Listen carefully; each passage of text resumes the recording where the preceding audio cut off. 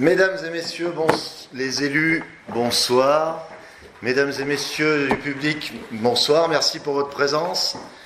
Conseil municipal du mardi 14 mars 2026. Nous allons procéder à l'appel. 14 avril 2026. Merci. Mathias Lavolée. Présent. Juline Héritier. Présente. Stéphane Royer. Présent. Margot Romani. Présente. Alexandre Darting. Présent. Laetitia Amblard. Présente. Karim Ridouani. Présent. Nadège Brouillet. Bruno Mahé. Présent. Claude Pazelli. Présent. Christian Raymond. Présent. Yannick Février. Présente. Laurence Vella, absente. Pouvoir à Rachel Calou. Giroud Pascal. Gaël Nicole Dartigue. Yvan Thierry. Rachel Calou.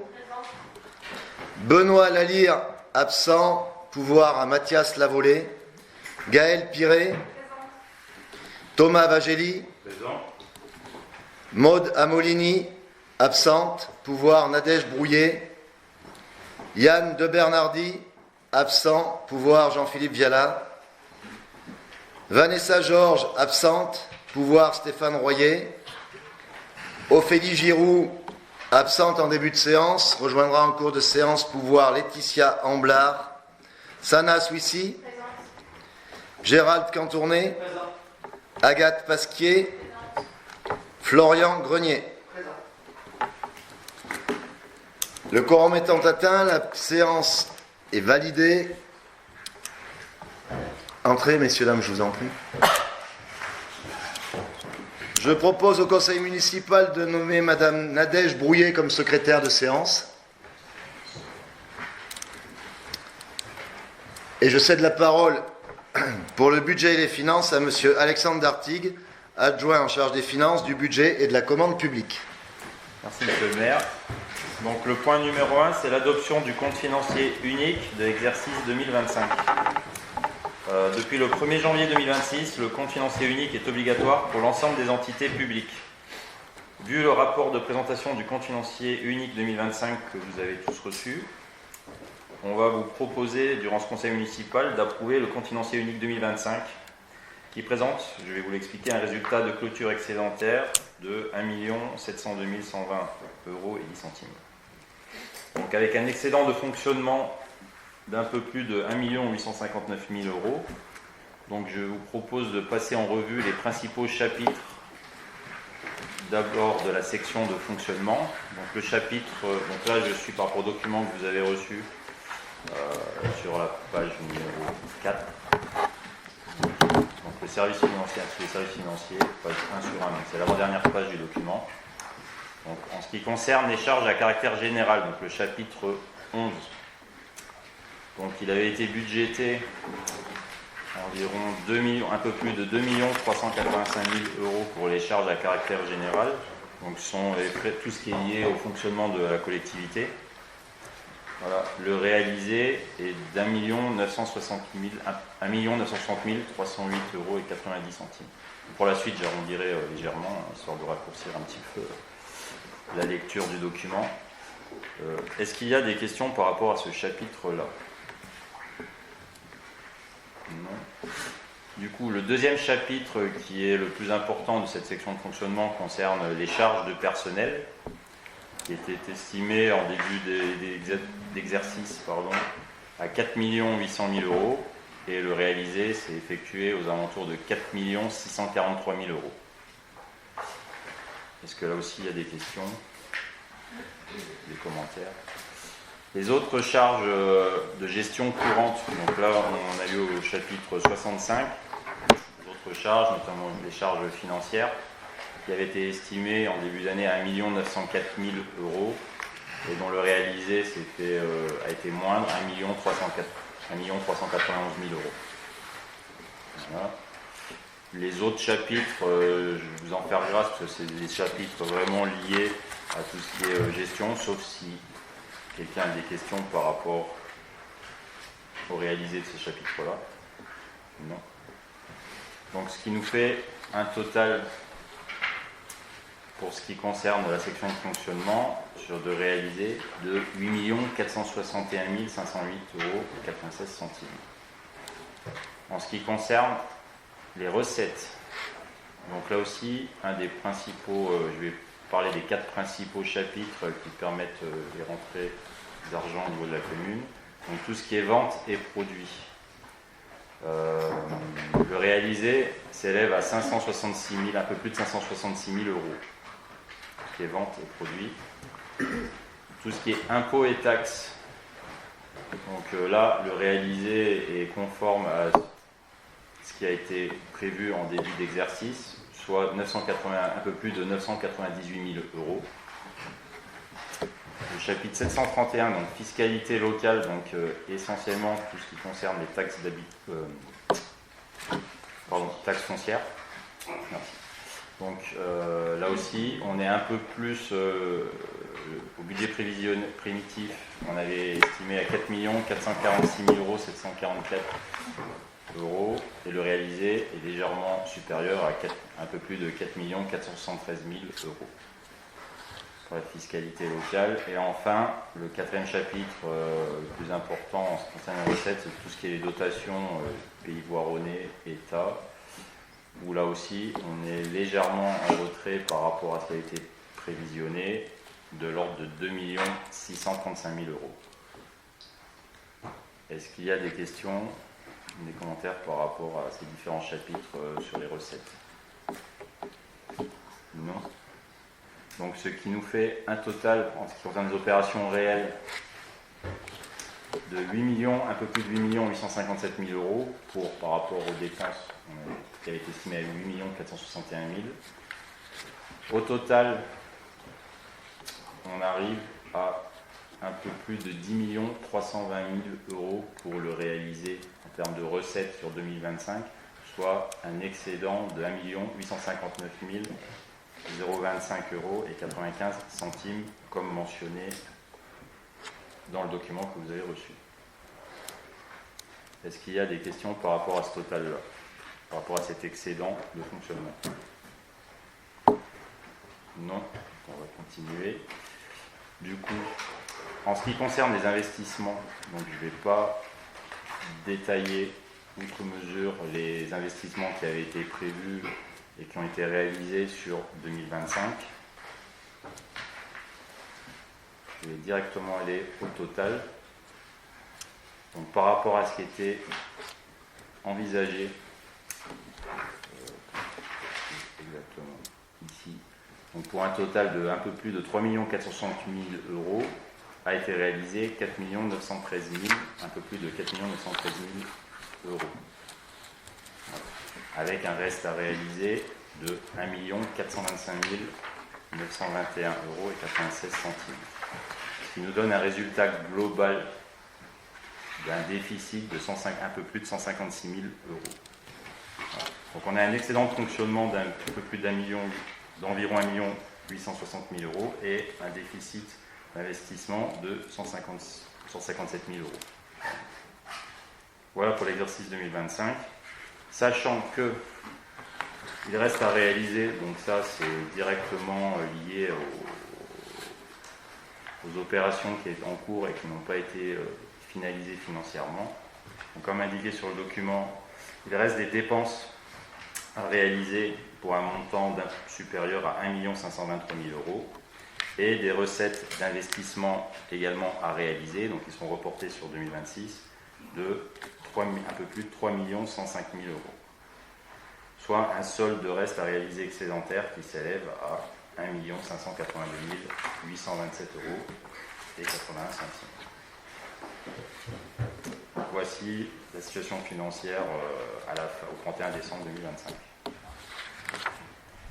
2025. Du coup, suite à ça, nous avons arrêté les résultats définitifs du compte financier unique 2025.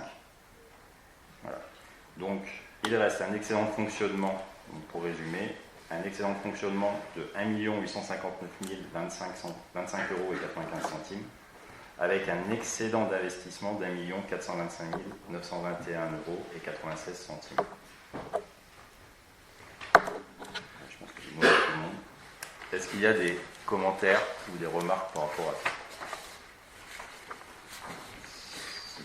cas, je vous propose d'adopter le compte financier unique 2025 en l'état. Qui est contre? Qui s'abstient? Moi, si. Je voulais juste dire un mot, pardon, sur le CFU, juste avant de passer au vote, juste signaler quand même qu'entre 2024 et 2025, la commune a réussi à faire des économies sur le budget de fonctionnement, ce qui est suffisamment rare pour, à mon avis, en parler. Donc on espère que la trajectoire sur 2026 puisse poursuivra, parce que compte tenu des enjeux qu'il y a, et ce n'est pas caché au dernier conseil municipal lorsqu'on a fait le DOB, il va y avoir des enjeux, des décisions à prendre sur le périmètre des services publics, et donc on espère que la trajectoire d'économie sur le budget de fonctionnement va se poursuivre, parce qu'il en va de l'équilibre du budget de la commune. Voilà. Alors, Merci. ouais, juste pour compléter, effectivement, le budget de fonctionnement, il a été dans un pire cas, il a été quand même matché par rapport, il a été copié, par rapport à ce qui avait été fait sur 2025. Voilà. Donc effectivement, c'est un pire cas, on espère qu'il ne sera pas réalisé à 100% de manière à faire effectivement ressortir des économies, notamment vis-à-vis des intérêts et des prêts qui ont été contractés en tout début d'année. Donc je propose de repasser au vote. Donc qui est contre? Qui s'abstient? Donc le budget est adopté à l'unanimité. Donc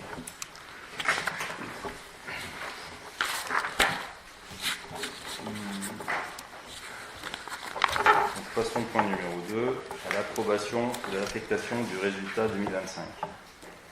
Donc, je propose au conseil municipal d'affecter les résultats 2025 du compte financier unique de la commune de la manière suivante. Donc, vous avez le tableau récapitulatif, voilà, qui permet de déterminer le résultat qui est à affecter.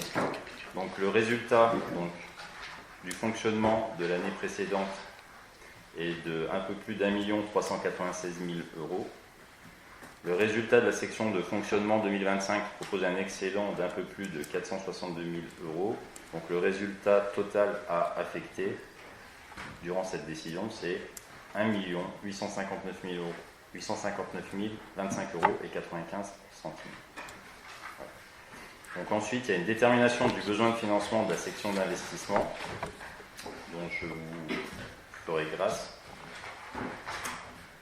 Et donc, la proposition est d'affecter le résultat, qui est, encore une fois, un peu plus d'1 859 000 euros, de le reporter, de reporter directement cet excédent sur le compte 002, donc de rester sur le compte de fonctionnement. Voilà. Est-ce qu'il y a des questions par rapport à cette proposition? Non. Donc à ce moment-là, je vous propose de passer au vote. Qui est contre? Qui s'abstient? Donc adopté à l'unanimité. On passe au point numéro 3, qui est le bilan des opérations foncières 2025. Donc selon l'article L 2241-1 du Code général des collectivités territoriales, précise que le bilan des acquisitions et cessions opérées sur le territoire d'une commune de plus de 2000 habitants par celle-ci ou par une personne publique ou privée agissant dans le cadre d'une convention avec cette commune donne lieu chaque année à une délibération du conseil municipal. Ce bilan est annexé au compte administratif de la commune. Les opérations foncières réalisées au cours de l'année 2025 sont les suivantes. Une cession, acte notarié du 9 octobre 2025, cession de la parcelle Z20 située impasse de Toligna, d'une contenance de 1884 m², moyennant un prix de 1600 euros, au profit de la SCI Société CML, et ce, conformément aux prescriptions contenues dans la délibération du conseil municipal en date du 28 novembre 2024. Ensuite, deux autres opérations concernent des baux. Donc le premier, acte notarié du 17 février 2025, bail à construction par la commune de Tullin au profit de la SCI Sauvert Immo pour l'implantation de l'enseigne Gamme Vert sur les parcelles AK 966, 68, 974, 975, 976, 77, 978 et 1077, 6, lieu-dit le Salamo. Le dit bail est consenti et accepté pour une durée de 30 années, soit du 17 février 2025 au 16 février 2055, et moyennant un loyer annuel de 20 000 €, et ce, conformément à la délibération du 6 février 2025. Le deuxième bail, c'est un acte notarié du 15 décembre 2025, prorogation du bail, la construction, conclu le 18 août 1992 entre la commune de Tullin et Alpes Isère Habitat OPH, anciennement l'OPAC 38, pour le bien 6 rue Jacques Brel sur les parcelles AL 496, 497, 198, 499 et 500. La durée initiale du bail était de 50 ans, commençant le 27 décembre 1988 pour se terminer le 27 décembre 2043. Le dit bail est prorogé pour une période de 25 ans à compter de son expiration afin de coïncider avec la durée du prêt sollicité par Alpes Isère Habitat pour la réalisation de travaux d'amélioration des logements de la résidence Le Luxe. La prorogation du bail est consentie et acceptée à titre gratuit. Est-ce qu'il y a des questions ou des commentaires par rapport à ces trois actes ? Un commentaire me concernant. Je ne prendrai pas part au vote pour la cession. En tout cas, voilà, je ne participe pas à la délibération concernant la cession de la parcelle Z20, puisque je suis un des deux propriétaires de la SCI Société CML. Et donc, voilà, je tiens à manifester.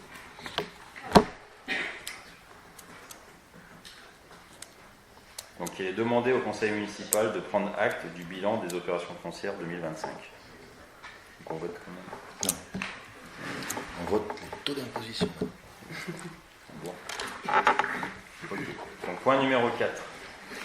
Vote des taux d'imposition des taxes directes locales pour l'exercice budgétaire 2026. Donc, il est nécessaire de voter les taux d'imposition de l'année 2026 avant le 30 avril de cette même année. On est dans les temps. Considérant les taux actuels, faisant apparaître les valeurs suivantes. Donc, les taux qui étaient en 2025 sur le foncier bâti étaient de 43,17%, sur le foncier non bâti de 78,21%, et pour les taxes d'habitation de 11,63%. Donc, je propose de reconduire les mêmes taux d'imposition en 2026 que ceux pratiqués en 2025, soit 43,17% sur le foncier bâti, 78,21% sur le foncier non bâti, 11,63% sur la taxe d'habitation.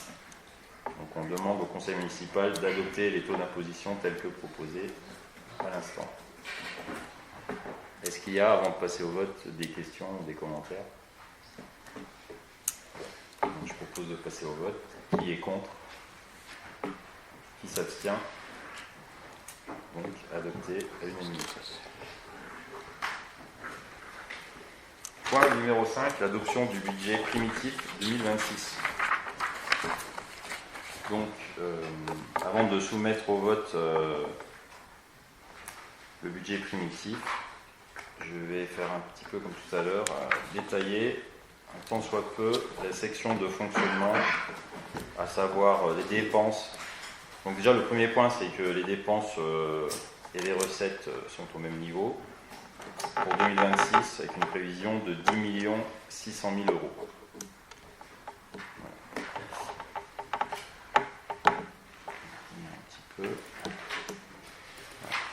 Donc, dans la section fonctionnement, sur le budget primitif.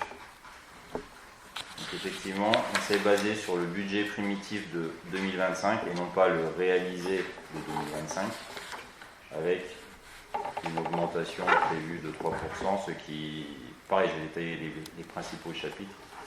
Donc avec un budget primitif pour tout ce qui est charges à caractère général d'un peu plus de 2 456 000 €. Les charges de personnel étaient prévisionnés en 2025 à un peu plus de 4 600 000 sont provisionnés à hauteur de 4 912 000, soit une augmentation de 2% par rapport au prévisionnel. Et là encore, je rejoins le commentaire de M. Contourné, l'objectif n'est pas d'atteindre 100% de ces charges de personnel, mais moins, pour sortir un excédent de fonctionnement. Les autres charges de gestion courante, elles sont estimées pour 2026 à un peu plus d'1 750 000 €. Ensuite, les autres chapitres qui sont, on va dire, essentiellement comptables et d'un ordre, 1 ou 2 ordres de grandeur inférieurs à ces 3 premiers chapitres, pour un total montant des opérations d'un peu plus de 9 300 000 €, avec un virement à la section d'investissement de 950 000 €, on verra après pourquoi, ce qui nous amène à un total des dépenses pour 2026 sur le budget primitif de 10 600 000 €. Concernant les recettes, donc toutes ces dépenses sont alimentées par des recettes. Donc, en ce qui concerne les ventes et les produits, ça reste à peu près équilibré, une augmentation par rapport à ce qui était prévu en 2025, mais qui reste de l'ordre de 600 000 €, 621 000 €, un petit peu plus. Les impôts et les taxes, on arrive presque à 1 million d'euros. La fiscalité locale, donc les taxes, à savoir la taxe foncière principalement, donc qui reste stable, donc à 4 458 000 €. Et enfin, les dotations, pays voironnais, État et autres, qui, elles, sont en légère diminution, c'est dans l'air du temps, à un peu plus de 2 500 000 €. Voilà. On a aussi un report d'excès dont on a voté juste avant affectation, d'un peu plus environ 1 860 000 €, ce qui permet d'équilibrer les recettes et les dépenses à hauteur de 10 600 000 €. Voilà. En ce qui concerne la section d'investissement pour le budget 2026.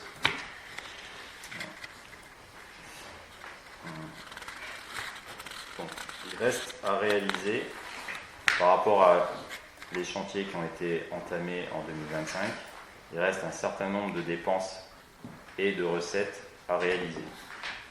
Donc dans le reste à réaliser en termes de dépenses, voilà, on a un peu plus d'1 523 000 € de dépenses à réaliser, principalement par rapport à ce qui concerne des travaux dans l'immobilier. En ce qui concerne les recettes qui restent à réaliser sur 2026, on est à un peu plus de 3 100 000 € de reste à réaliser, 1,6 million pour ce qui concerne les subventions d'investissement, qui sont essentiellement liées aux subventions aux travaux de la place Jean Valois. Et on a 1 500 000 € d'emprunt qui a été contracté en début d'année. Voilà. Sinon, pour la partie, on va dire, budget primitif proposé en termes d'investissement, donc de recettes, de dépenses d'investissement, effectivement, on va avoir un remboursement anticipé d'un prêt d'un montant d'1,9 million. C'est un prêt relais, donc qui n'apparaît pas pour aujourd'hui, au jour d'aujourd'hui, qui n'apparaît pas dans la dette de la commune, mais qu'on doit rembourser avant juillet 2027 pour un montant d'1,9 million et qu'on prévoit pour rembourser à hauteur d'1 million cette année en 2026. Voilà. Ensuite, on a aussi le deuxième poste plus important des dépenses d'investissement, reste aussi les travaux d'immobilier à hauteur d'1 700 000 €. Donc pour un total de un peu plus de 3 324 000 €. Donc ce 3 300 000 € plus le 1,5 million qui reste à réaliser, ça nous donne un total pour le budget primitif de 2026 de dépenses d'investissement de 5 millions d'euros. En ce qui concerne les recettes d'investissement, je vous ai déjà dit, il y avait à peu près 3 millions d'euros de reste à réaliser. On a un peu moins d'1 million, environ 950 000 € de recettes qui se répartissent selon des produits de vente de terrain, de taxes et de subventions aussi, un reliquat de subventions d'investissement, ainsi qu'un certain nombre d'amortissements immobiliers, de régularisation d'opérations. Voilà. Mais surtout, on récupère aussi un excédent, donc les 950 000 euros qui étaient dans la section précédente de dépenses, on va réinvestir ici dans les recettes, voilà, pour pouvoir équilibrer le budget. Voilà. Donc en récapitulatif, on a pour la section de fonctionnement des dépenses qui sont équilibrées aux recettes de l'ordre de 10 millions, à hauteur de 10 600 000 euros. Dans la section d'investissement, on a des dépenses de 3 481 000 euros et des recettes à hauteur d'1 898 000 euros. Voilà, donc on est en déficit structurel là-dessus, mais comme il y a un reste à réaliser avec des dépenses inférieures aux recettes, des dépenses d'1 523 000 euros et des recettes à réaliser de 3 500 000 euros, on a un budget qui est équilibré à hauteur de 5 4 300 euros très exactement. Voilà. Donc à noter qu'en 2026, on ne fera pas d'emprunt supplémentaire. En tout cas, il n'est pas prévu au jour d'aujourd'hui de faire un emprunt supplémentaire par rapport à celui contracté en début d'année ainsi qu'au pré-relais. Voilà. Est-ce qu'il y a des questions, des commentaires? Juste un peu peut-être des questions. Dans l'ordre, sur la partie, le premier tableau qu'on a reçu, alors, je pense que c'est une erreur, mais il faut avoir une explication de l'épargne brute et de l'épargne nette négative. Ça n'arrive jamais, ça. Donc là, on a quand même une épargne brute de moins 612 000 euros et une épargne nette de 1 million négatif. De quoi ça vient?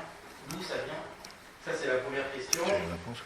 Et la deuxième, donc, si j'ai bien suivi les chiffres sur l'investissement, il y a à peu près 1,7 million d'investissements nouveaux. Voilà, on aimerait quand même un peu savoir ce qu'il y a derrière. Parce que je crois qu'habituellement, il y a quand même un tableau qui est distribué en conseil municipal avec les principaux investissements. Parce que pour arriver à 1,7 million, c'est pas que des réparations de poignées dans le gymnase, mais il y a des choses, certainement des gros budgets. On aimerait juste savoir, en gros, ce que vous avez gardé et pas gardé de ce qu'on avait arbitré à l'investissement. Alors, une réponse en deux temps. Tout d'abord, je vais demander au directeur financier, M. Chavon, de répondre, si vous le voulez bien, sur l'histoire de l'épargne négative. Oui, effectivement, vous l'avez souligné, il y a bien une présentation avec un épargne brute déficitaire, mais il faut savoir que c'est un élément budgétaire, ce n'est pas un élément de réalisation. Ça veut dire que si on réalisait la totalité des dépenses et les totalités des recettes, on serait en position déficitaire. Mais dans la réalité, tout le monde le sait, on ne va pas réaliser la totalité des dépenses, on va essayer justement, comme vous disiez tout à l'heure, de faire des économies et on n'arrivera pas à des épargnes brutes négatives. Ça, c'est vraiment une parution, si vous voulez, un affichage si on était en situation où on dépensait la totalité de ce qui était prévu à 100%, ce qui n'arrive jamais. Donc voilà, c'est l'explication par rapport à ces présentations-là, c'est juste une présentation liée au budget et non réalisée. Et l'épargne brute s'analyse plus sur le réalisé. Effectivement, on aura plus passé de mettre cette colonne-là parce qu'elle est trompeuse.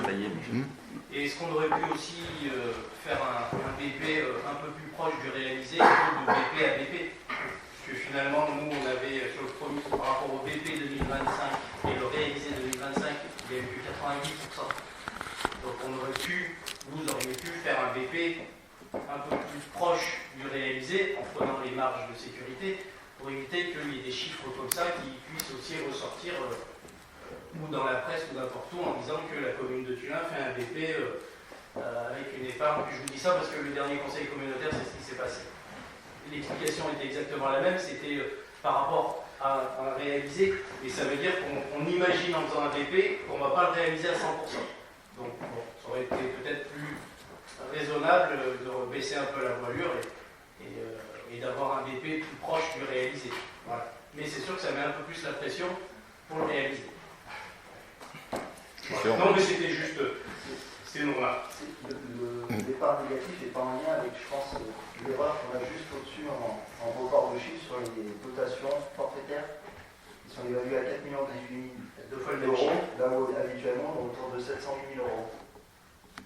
Alors effectivement, là, il y a peut-être une erreur de report, effectivement. Et ça peut impacter l'épargne, Ouais. le total en Ouais. Exactement. C'est pour ça. Ça veut dire Il y a des chiffres en rouge dans un tableau. ça- Et maintenant, alors merci pour tous ces conseils que nous allons essayer de nous efforcer de suivre. Je pense que c'est une typo. c'est Après, pas- il y avait une solution aussi, c'était que vous votiez le budget sur le conseil municipal que vous aviez prévu et que vous avez annulé. Maintenant, dont acte, on a réalisé un budget prévisionnel, c'est celui-ci, et on va vous donner les explications pour le 1 700 000 d'investissement qui est à... Juste à par programmer. rapport c'est important parce que le budget, et on n'arrête pas les polémiques à deux balles. C'est pas moi qui ai commencé, monsieur. Le conseil municipal n'a jamais été annulé puisqu'il n'a jamais été calé. Oui, oui, oui, Ah ouais, mais c'est important. oui, oui. Important de dire C'est les essentiel, c'est essentiel. choses. C'est essentiel. Allons-y, sur le 1 700 000... L'objectif de vous laisser voter le budget, c'est que vous pouviez dès le début commencer à financer des promesses électorales. Donc on espère que dans les 1,7 million, il y en a quelques-unes quand même. Et pas que les nôtres. Nous vous en sommes... Alors, on va effectivement arrêter les polémiques afin que ça ne devienne pas grotesque. Est-ce qu'on peut y aller pour le 1,7 million d'investissement? De nouvel investissement. Eh ben, sur le 1,7 million, comme je vous l'ai détaillé tout à l'heure, il y a 950 000 de sections de virements depuis la section de fonctionnement qui vont être destinées à rembourser une partie du prêt relais que vous avez contracté dans le mandat précédent. Et les restes, donc un peu plus de 950 000 euros qui sont mis dans la section d'investissement. La question c'était qu'est-ce qu'on a gardé, qu'est-ce qu'on n'a pas gardé par rapport à votre proposition initiale. Pas forcément ce que vous comptez Voilà. faire en investissement en fait, Voilà. sur 2026. Donc la modification majeure qu'on a apportée par rapport à votre je ne sais pas si on peut dire proposition, mais de ce qui nous est parvenu, on va dire, c'est de déclencher l'étude d'un schéma directeur de manière à faire une analyse exhaustive de l'ensemble des propriétés de la commune, de leur état en termes de diagnostic thermique et surtout de leur utilité future. Voilà. Par rapport aux autres éléments que vous aviez proposés, on les a quasiment tous gardés. En tout cas, les plus importants qui étaient les travaux de la rue Générale de Gaulle et aussi tout ce qui était aux abords du collège, la première partie, donc au niveau de la rue de la Contamine. Voilà. On les a gardés. Alors l'idée c'était pas de savoir ce que vous avez gardé, c'était ce que vous allez faire. Bah, disons qu'on n'a pas fait de promesse électorale donc, sur de grands travaux. Donc la première chose à faire, c'est de faire un état des lieux de la situation, on va dire, comme je l'ai dit, des locaux de la commune, dans quel état ils sont, pour savoir avoir une vue globale, qu'aujourd'hui on n'a pas. Et à partir de cette vue globale, on pourra proposer notamment un plan pluriannuel d'investissement. Oui. On va déjà faire cette année et qu'on consolidera l'année prochaine une sortie précédent. de l'étude du schéma directeur. On va surtout faire. Et qu'on va faire aussi. On va surtout faire, parce qu'il était absent sur le précédent mandat, ce PPI. C'est que certains n'ont pas voulu l'entendre, mais le PPI était là puisqu'on l'avait prolongé jusqu'en 2032. Bon, en tout cas, on n'a Mais pas trouvé les documents. Chaque PPI est différent. Ouais. Voilà. Vous aurez d'autres investissements. Voilà, mais tout. Bien. Le niveau d'investissement aussi, puisque vous avez à peu près gardé le même niveau d'investissement que nous on avait prévu en termes de chiffres. Oui. Et vous savez que ce niveau d'investissement, il est lié en partie aux subventions que vous allez pouvoir récupérer. Donc nous, on avait mis un niveau de subvention quand même assez ambitieux, vu que ça faisait quand même 5 ans qu'on était là, donc on avait on dirait qu'on avait peut-être des habitudes et des partenaires qui nous faisaient confiance sur des niveaux de subvention. Je rappelle, sur la place de Terre-Wallois, c'est 2 millions d'euros en termes d'investissement. Ils avaient été rappelés. Alors, monsieur le conseiller, s'il vous plaît, la campagne politique est terminée. On voudrait avancer dans ce conseil municipal, donc je vous prierai d'accélérer votre propos. En fait, c'est juste pour être... Oui, je vais pas accélérer. Oui, non mais on va... Il faut être factuel. Oui. Tout ça pour dire qu'aujourd'hui, les niveaux de subvention, il faut les garantir pour le coup, puisque c'est un BP. Et donc, ça va être important que les élus soit impliqué auprès des partenaires. Je parle de l'État, de la région, du département et du Pays Voironnais qui reste le premier partenaire financier de la commune. Donc voilà, c'est pour dire que nous, on avait pris un taux de recettes proche des 50%, ce qui aujourd'hui est quand même assez ambitieux. Voilà. Bah, disons Mais que... ça ne veut pas dire que c'est pas réalisable. On va avancer. Bien au contraire, tout est possible. Mais il faut s'impliquer. Allez. Oui. Y a-t-il d'autres questions, d'autres commentaires? Donc par rapport au doc qu'on avait présenté au mois de février, l'étude pour la tranche 2 de Valois du coup sera maintenue de l'autre côté. Les travaux à bord du collège, donc la partie basse également, on avait lancé en étude et qu'il faut mettre en lancement. Les travaux d'éclairage public, j'ai vu qu'il avait été validé. On n'a pas eu de plan, mais je pense que c'est la même chose qui avait été projeté avec PO38, il n'y a pas eu de modification. Les apports de la gendarmerie également. Oui, c'est toujours dans la liste des investissements. Après, à la limite, si vous pouvez nous faire un résumé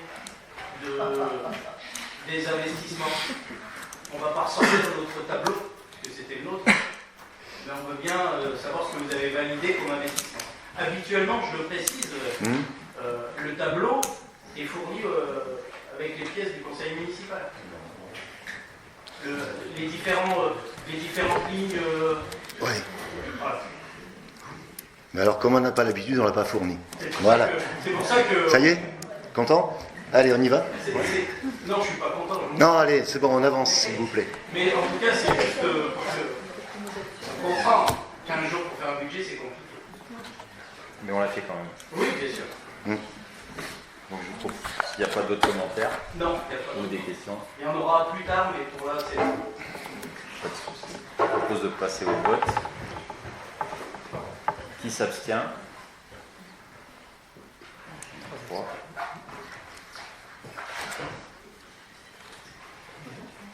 Allez. Suivant. Qui est contre? Voilà, donc le budget primitif est approuvé. Avec 3 abstentions. Ok. Allez, à toi. Donc on passe au point numéro 6. Donc attribution des subventions aux associations locales pour l'exercice 2026.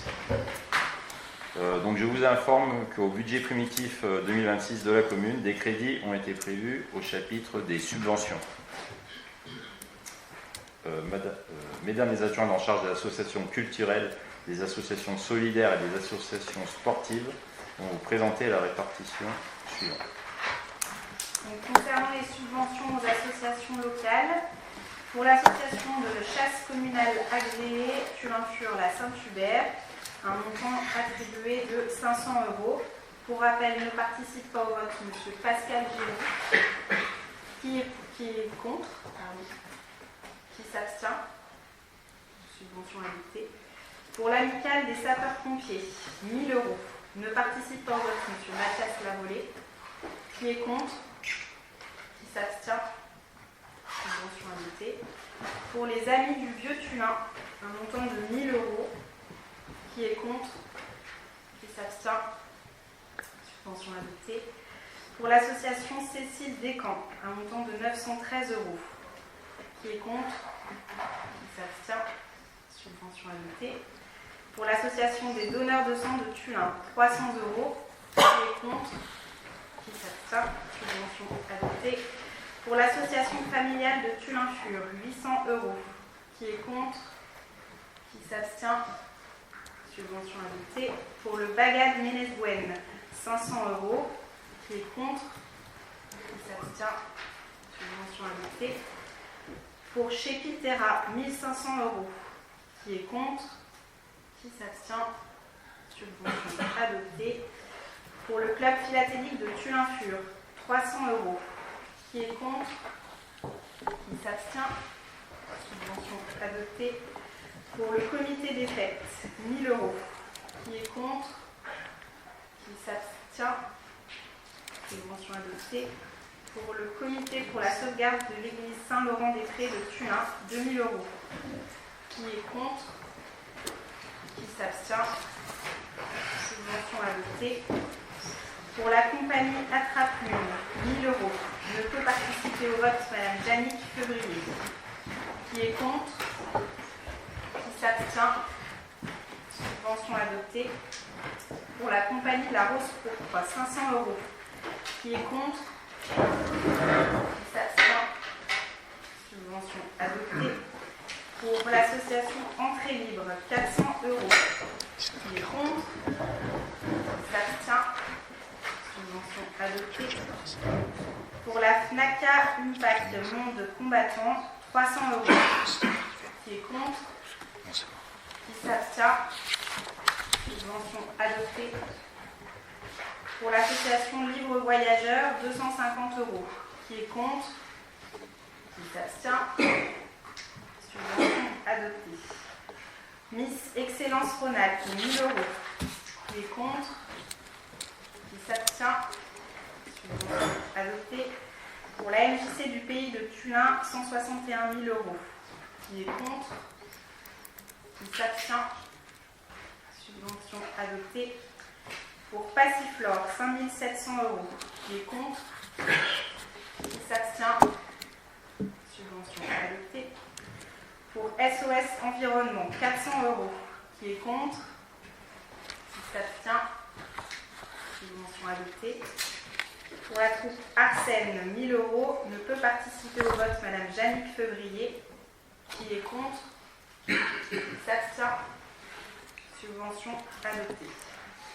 Pour un total donc 281 363 euros. Pour les subventions aux associations sportives, l'association agréée de pêche et de protection du milieu aquatique Union des pêcheurs de Tullin, 850 euros. Qui est contre? Qui s'abstient? Subvention adoptée. L'aïkido Koyama Tullin, 650 euros. Qui est contre? Qui s'abstient? À voter. Pardon. Adopté. Pour l'amicale sportive de Tullin-Fur, l'ASTF Basket, 13 000 euros. Qui est contre? Qui s'abstient? Subvention adoptée. Pour l'association sportive Tullin-Fur, l'ASTF Football, ne peut participer au vote Laurence Bella pour un montant de 6 600 euros. Qui est contre? Qui s'abstient? Subvention adoptée. Club Spéléo Canyon de Tullin ne peut participer au vote mode Amolini pour 300 euros. Qui est contre? Qui s'abstient? Subvention adoptée. Coureur du monde en Isère, CMU Tullin, 8 700 euros. Qui est contre? Qui s'abstient? Subvention adoptée. Le cycloclub de Tullin-Fur, 500 euros. Qui est contre? Qui s'abstient? Subvention adoptée. L'Hippocampe Club, 3 200 euros. Qui est contre? Qui s'abstient? Subvention adoptée. Le Judo Club Tullin-Fur, 2 300 euros. Ne peut participer au vote Thomas Vagéli. Qui est contre? Qui s'abstient? Subvention adoptée. La Vaillante de Tullin-Fur, 5 000 euros. Qui est contre? Qui s'abstient? Subvention adoptée. Le Pétanque Club Tullin-Fur, 500 euros. Qui est contre? Qui s'abstient? Subvention adoptée. Le Rugby Touch Tullin, 1 000 euros. Qui est contre? Qui s'abstient? Subvention adoptée. Le Tennis Club de Tullin, 5 400 euros. Qui est contre? Qui s'abstient? Subvention adoptée. Le TUF Volley, 600 euros. Ne peut participer au vote Thomas Vagéli. Qui est contre? Qui s'abstient? Subvention adoptée. L'Union athlétique de Tullin-Fur UATF Rugby, 13 000 euros. Ne peut participer au vote Bruno Mahé. Qui est contre? Qui s'abstient? Subvention adoptée. Et l'Union cycliste de Tullin-Fur, 400 €. Qui est contre? Qui s'abstient? Subvention adoptée, donc pour un montant total de 62 000 €. Merci mesdames, merci monsieur l'adjoint. Je vous propose de passer à la suite avec les délégations d'attribution du conseil municipal au maire en vertu des articles L 2122-22 et L 2122-23 du Code général des collectivités territoriales. Pardon. On voulait juste poser 2-3 questions sur les associations. Allons-y. Il ne faut pas être trop pressé quand même. Alors, bon, nous on avait fait, il y avait des demandes qui étaient arrivées, mais peu importe, juste question. Est-ce qu'on pourrait avoir les critères d'attribution de subventions? Parce qu'on sait tous que ça c'est de l'argent public et que du coup, nous on avait mis en place des critères qui essayaient d'être objectifs, si c'est possible, mais au moins qui s'expliquent. Donc avoir les critères d'attribution. Je vais répondre. Voilà, on a une réponse, ça nous ira bien. Oui. Il y a certainement des associations de mémoire, Cactulin n'apparaît pas, donc oui. Peut-être qu'ils n'ont pas fait de demande, je serais curieux. Ils ont fait une demande, je vais vous répondre. D'accord, très bien. Voilà, il y en a d'autres qui avaient fait des demandes, peu importe. Je suis surpris aussi de ne pas avoir, parce qu'il y avait eu un sujet l'année dernière et on avait évité qu'il se reproduise cette année, les JSP. L'année dernière, ils avaient oublié de déposer le dossier. Et donc cette année, personnellement, puisqu'on m'avait reproché à moi personnellement que je n'avais pas donné de subvention au JSP, alors qu'en fait ils avaient simplement oublié de remplir le dossier. Cette année, j'ai surveillé qu'ils aient déposé le dossier, il a bien été déposé. Donc pourquoi ils n'ont pas de subvention? Est-ce qu'ils l'ont déposé ou pas? Voilà. Parce que je vois l'amicale, mais je ne vois pas les JSP. Voilà. Alors, effectivement, vous aviez des critères d'attribution des subventions. Nous avons les nôtres. Les dossiers ont été étudiés cette année avec une attention particulière. En particulier, j'ai fait rajouter quelques critères de subvention, notamment le nombre de Tullinois bénéficiaires de l'action de ces associations, parce que ça me semblait quand même être un critère essentiel que vous sembliez avoir oublié. Vous semblez aussi avoir oublié que les subventions ne sont pas un mode de fonctionnement des associations, mais qu'elles viennent éventuellement couvrir un éventuel déficit ou amener des opérations à l'équilibre. Si, la définition d'une subvention, c'est ça, mais c'est pas très grave.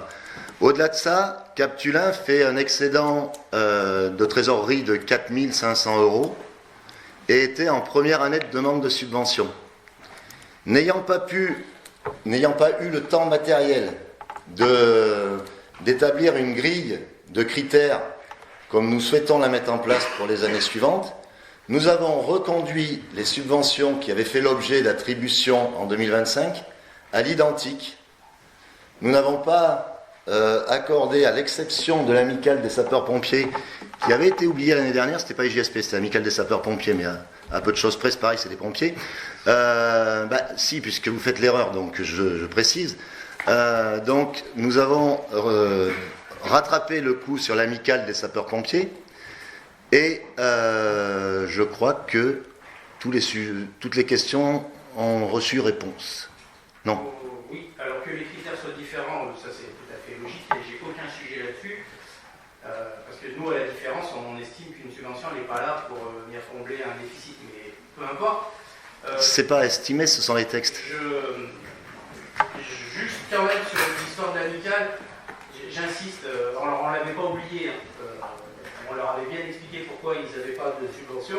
Par contre, on ne peut pas mélanger l'amicale des sapeurs-pompiers qui sont plutôt les retraités et des pompiers qui ont donné de leur temps toute leur vie, voilà, et les JSP qui ont besoin, à mon sens, d'être accompagnés parce que c'est les pompiers de demain. Donc il ne faut pas mélanger les deux. Et c'est pour ça que les JSP, je suis étonné qu'ils n'y soient pas. Mais encore une fois, peut-être qu'ils n'ont pas rempli la... Tout simplement parce qu'ils n'ont pas déposé de demande de subvention, pour la raison... Parce qu'ils ont été très mal reçus l'année dernière par vos services et votre équipe et qu'ils n'ont pas eu le temps techniquement de déposer cette année. Alors j'en parle en connaissance de cause, puisqu'étant moi-même sapeur-pompier à Tullin, je connais très bien et l'amicale et les jeunes sapeurs-pompiers. Donc on les a contactés en début de mandat. L'amicale des sapeurs-pompiers a eu le temps de redéposer une demande, ce que les jeunes sapeurs-pompiers n'ont pas eu le temps de faire. On vérifiera tout ça. Sans problème. Parce que les JSP Allez-y. avaient bien fait la demande. On a des fins dignes. Je pense que vous recevrez un accueil chaleureux. Non, mais je parle de moi, je vois avec les services. C'est eux qui font le boulot. Sans problème. Quand on a fini d'écouter tout le monde, on a tellement des versions qui diffèrent. La réalité, elle se passe ici. Les demandes de subvention, elles sont remplies en ligne. Donc, et pour moi, cette DGSP, elle était remplie. Je l'ai vérifié moi-même pour être sûr qu'il n'y ait pas 2 années de suite le même problème. Donc, mais merci pour les réponses. Là, je pense quand même qu'il y a un vrai problème parce que vous êtes en train de dire qu'on aurait fait disparaître une demande de subvention. Par exemple, C'est ce que j'ai cru comprendre. Captulin l'a pas eu, il y en a 2-3 qui n'ont pas eu, mais c'est vos critères, c'est normal, j'ai pas de sujet là-dessus. Pour Captulin, j'ai répondu. Là, vous êtes en train de nous dire que vous avez vu vous-même une demande de subvention pour les JSP qui aurait disparu du tas des demandes de subvention. Moi, je l'ai vu sur la, en ligne. Après, bon, bah ça, on pourra vérifier avec les services. Parce que je l'avais vérifié moi pour être sûr que cette année, ils ne passent pas à côté d'une subvention parce qu'on estime que les C'est sûr que non. JSP, C'est sûr que non, c'est une ils ont limite de besoin fait. d'être accompagnés. Et là, on est tous d'accord. C'est sûr que non. Je pense qu'on est quand même pas très loin de la diffamation. Je pense. Alors, si on n'est pas très loin, c'est... Ben oui. Non, mais on peut y aller là-dessus, il n'y a pas de sujet. En tout cas, à vérifier. Parce que le vrai sujet, Mais on c'est- vous laisse vérifier, c'est monsieur. quand même les JSP qui comptent. C'est pas la politique. Ok, très bien, vous avez répondu à toutes nos questions. Et tout de même, avant de clôturer, en termes de polémique, je vous laisse juge. Puis-je reprendre? Ah bah oui. Non? Une question. Pour moi, on n'avait jamais attribué de subvention au comité des fêtes. Donc cette année, il y a une subvention de 1000 euros, mais par contre, Captulin, on avait bien donné, depuis que le Captulin s'était relancé en 2022, 2023, on avait donné à chaque fois, on avait attribué 2000 euros à chaque fois. Peut-être que Captulin et le comité des fêtes se sont alliés sur je ne sais quel sujet, c'est pour ça que vous avez fait une bascule. Pas du tout. Non, non, non. Tu as répondu sur pourquoi on pas Captulin. Voilà. Ah oui. Non, non, mais ouais. J'avais compris que c'était une subvention à côté, pardon. Non, non, mais c'est un critère qui s'entend. C'est bon, et ça a été voté, donc on est bon. On peut passer à la suite. Pardon. Je reprends. Au terme de l'article L 2129-29 du Code général des collectivités territoriales, le conseil municipal règle par ses délibérations les affaires de la commune. L'article L 2122-22 du Code général des collectivités territoriales précise que le maire peut, en outre, par délégation du conseil municipal, être chargé, en tout ou partie, et pour la durée de son mandat. 1. D'arrêter de modifier l'affectation des propriétés communales utilisées par les services publics municipaux et de procéder à tous les actes de délimitation des propriétés communales. 2. De fixer, dans les limites déterminées par le conseil municipal, les tarifs des droits de voirie, de stationnement, de dépôt temporaire sur les voies et autres lieux publics et, d'une manière générale, des droits prévus au profit de la commune qui n'ont pas un caractère fiscal. Ces droits et tarifs pouvant, le cas échéant, faire l'objet de modulations résultant de l'utilisation de procédures dématérialisées. 3.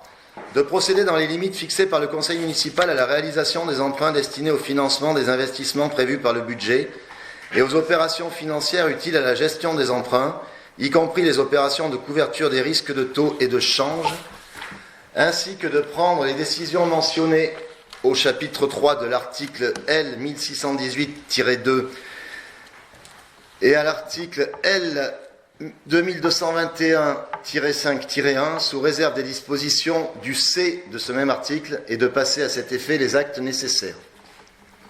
4. De prendre toute décision concernant la préparation, la passation, l'exécution et le règlement des marchés et des accords cadres ainsi que toute décision concernant leurs avenants lorsque les crédits sont inscrits au budget. 5. de décider de la conclusion et de la révision du louage de choses pour une durée n'excédant pas 12 ans. 6. De passer les contrats d'assurance ainsi que d'accepter les indemnités de sinistres y afférentes. 7. De créer, modifier ou supprimer les régies comptables nécessaires au fonctionnement des services municipaux. 8. De prononcer la délivrance et la reprise des concessions dans les cimetières. 9. D'accepter les dons et legs qui ne sont grevés ni de conditions ni de charges. 10. De décider l'aliénation de gré à gré de biens mobiliers jusqu'à 4 600 €. 11. De fixer les rémunérations et de régler les frais et honoraires des avocats, notaires, huissiers de justice et experts. 12. De fixer, dans les limites de l'estimation des services fiscaux, domaine, le montant des offres de la commune à notifier aux expropriés et de répondre à leurs demandes. 13. De décider de la création de classes dans les établissements d'enseignement. 14. De fixer les reprises d'alignement en application d'un document d'urbanisme. 15. D'exercer, au nom de la commune, les droits de préemption définis par le Code de l'urbanisme, que la commune en soit titulaire ou délégataire, de déléguer l'exercice de ces droits à l'occasion de l'aliénation d'un bien selon les dispositions prévues aux articles L211-2 à L211-2-3 et au premier alinéa de l'article L213-3 de ce même code. 16. D'intenter au nom de la commune les actions en justice ou de défendre la commune dans les actions intentées contre elle et de transiger avec les tiers dans la limite de 1 000 €. 17. De régler les conséquences dommageables des accidents dans lesquels sont impliqués des véhicules municipaux dans la limite de 10 000 €. 18.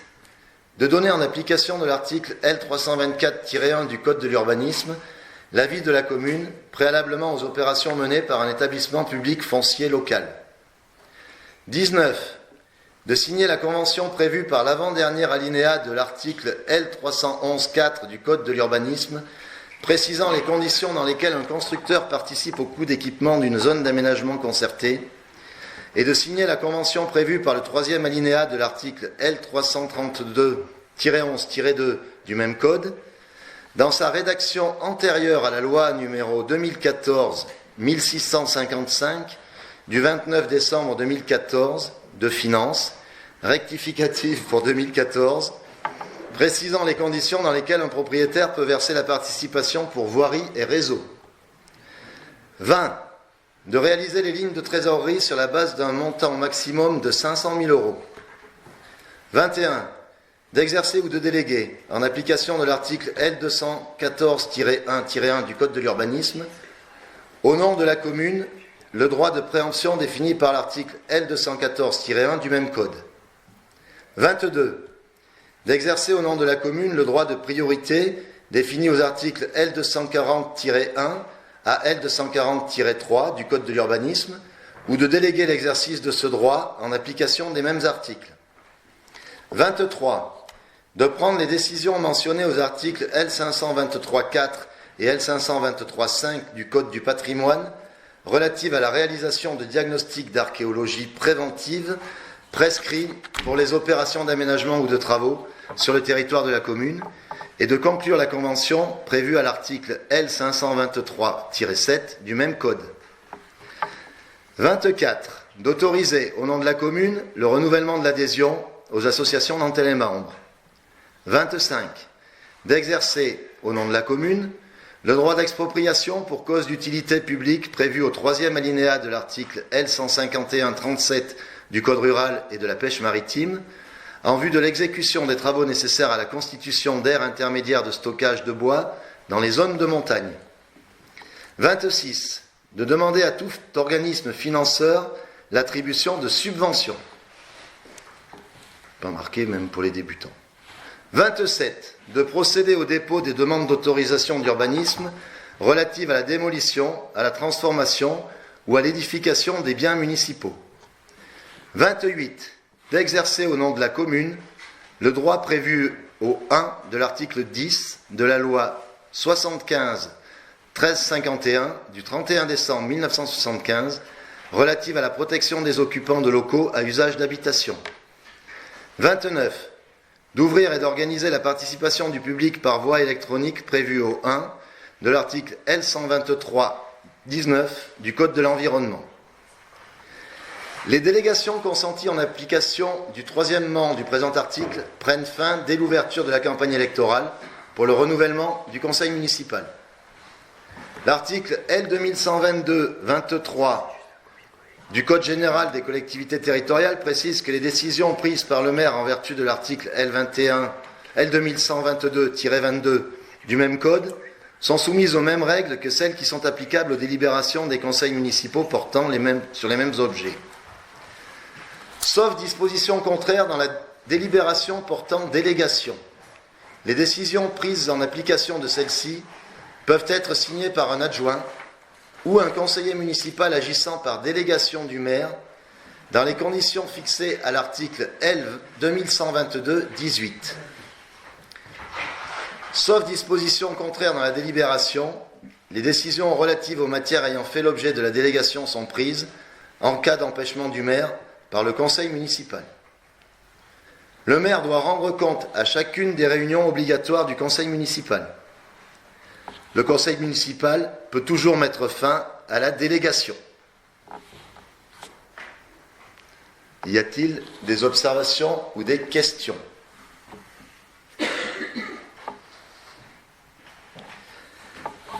Je propose donc au conseil municipal de déléguer à monsieur le maire pour la durée du mandat le pouvoir de prendre toute décision concernant les attributions énoncées ci-dessus. Préciser qu'en cas d'empêchement ou d'absence, la délégation est consentie au premier adjoint. Est-ce que des personnes sont contre ? Est-ce que des personnes s'abstiennent ? Je vous remercie. Indemnité de fonction du maire, des adjoints et des conseillers municipaux délégués. Vu les articles L2123-20 à L2123-24-1 et l'article R2123-23 du Code général des collectivités territoriales relatif aux conditions d'exercice des mandats locaux. Vu le Code général de la fonction publique. Vu la loi 2025-1249 du 22 décembre 2025 portant création d'un statut de l'élu local. Vu le décret 82-1105 du 23 décembre 1982 relatif aux indices de la fonction publique. Vu le procès-verbal de la séance d'installation du conseil municipal en date du 20 mars 2026 constatant l'élection du maire et de 8 adjoints, vu les arrêtés municipaux en date du 23 mars 2026 portant délégation de pouvoir et de signature à mesdames et messieurs Mathias Lavolée, Juline Héritier, Stéphane Royer, Margot Romani, Alexandre Dartigues, Laetitia Amblard, Karim Ridouani et Nadège Brouillet, adjoints, vu les arrêtés municipaux en date du 30 mars 2026 portant délégation de pouvoir et de signature à mesdames et messieurs Benoît Lalire, Gaël Nicole Dartigues et Jannick Feuvrier, conseillers municipaux, considérant qu'il appartient au conseil municipal de déterminer les taux des indemnités des élus locaux pour l'exercice de leurs fonctions dans la limite des taux maximum fixés par la loi, considérant que la commune de Tullin compte 7 751 habitants à compter du 1er janvier 2026, considérant que pour une commune de 7 751 habitants, le taux de l'indemnité du maire est fixé à 58,3 de l'indice brut terminal de l'échelle indiciaire de la fonction publique, considérant que pour une commune de 7 751 habitants, le taux maximal de l'indemnité de fonction d'un adjoint est fixé à 23,32 de l'indice brut terminal de l'échelle indiciaire de la fonction publique, considérant que pour une commune de 7 751 habitants, le taux maximal de l'indemnité de fonction d'un conseiller municipal titulaire d'une délégation est fixé à 6% de l'indice brut terminal de l'échelle indiciaire de la fonction publique, considérant que l'enveloppe indemnitaire globale est composée du montant des indemnités maximales et non celles effectivement votées, susceptibles d'être allouées aux maires et aux adjoints, calculées sur la base du nombre maximal théorique d'adjoints que le conseil municipal peut désigner, il est proposé au conseil municipal de fixer les taux des indemnités pour l'exercice effectif des fonctions du maire, des adjoints et des conseillers municipaux délégués comme suit. Maire, 58,3% de l'indice brut terminal. Premier adjoint, Mathias Lavolée, 21% de l'indice brut terminal. Deuxième adjointe, Juline Héritier, 21% de l'indice brut terminal.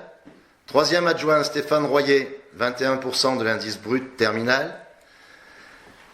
Quatrième adjoint, Margot Romani, 21% de l'indice brut terminal. Cinquième adjoint, Alexandre Dartigue, 21% de l'indice brut terminal. Sixième adjoint, Laetitia Amblard, 21% de l'indice brut terminal.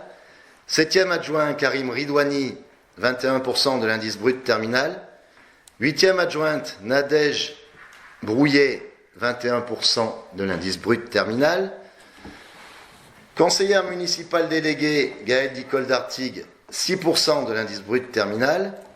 Conseillère municipale déléguée, Jannick Fevrier, 6% de l'indice brut terminal. Conseiller municipal délégué, Benoît Lalire, 6% de l'indice brut terminal. De préciser que les indemnités de fonction seront automatiquement revalorisées en fonction de l'évolution de la valeur du point de l'indice et de dire que les crédits nécessaires sont inscrits au budget communal. J'écoute vos questions et observations.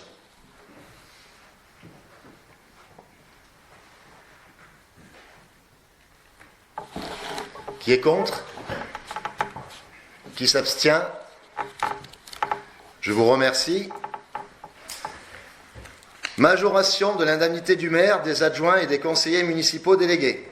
Monsieur le maire expose, vu les articles L2123-22 et R 2123-23 du Code général des collectivités territoriales, vu le décret numéro 2014-180 du 18 février 2014 portant délimitation des cantons dans le département de l'Isère, considérant que la commune est siège du bureau centralisateur du canton de Tullin, considérant que conformément à l'article L 2132-22 du Code général des collectivités territoriales, le conseil municipal peut voter une des majorations d'indemnité de fonction, considérant que le taux maximal de majoration applicable aux communes sièges de bureau centralisateur de canton est de 15% conformément à l'article R 2123-23 du Code général des collectivités territoriales, il est demandé au conseil municipal de décider de majorer de 15% les indemnités octroyées aux maires, aux adjoints et aux conseillers délégués en raison de la qualité de la commune de Tullin comme siège du bureau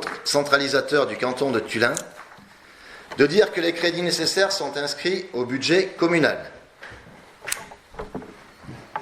Observation, réaction.